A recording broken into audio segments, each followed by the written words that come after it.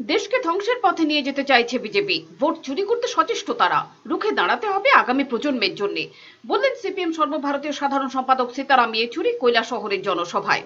শুক্রবার কৈলাসহরে RKST ময়দানে পূর্ব ত্রিপুরা সংরক্ষিত আসনের বাম প্রার্থী জিতেন্দ্র চৌধুরীর সমর্থনে অনুষ্ঠিত হলো জনসভা।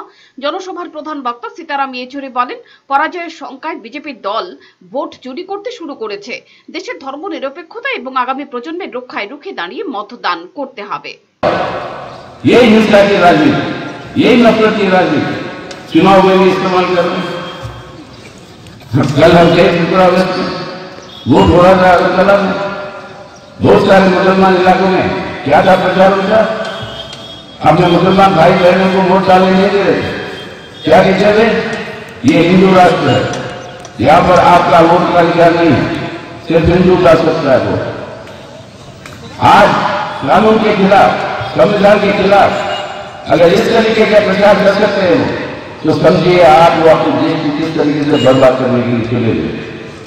तो आज इसका इस्तेमाल करेंगे, आपको रोकेंगे, वहां पर रोका, तकरीबन 500 बूथों के अंदर वोट पड़ने नहीं दिया, लेकिन उसके बावजूद लोग चाहे उसके खिलाफ बिना डर के जाके वोट डाल सकते, कोशिशें करेंगे इसका।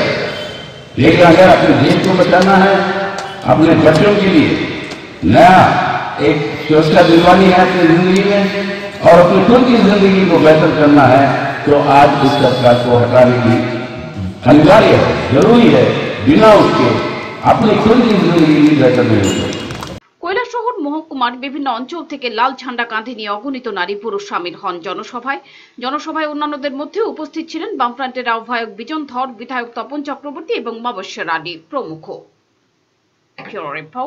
চ্যানেল দিন রাত।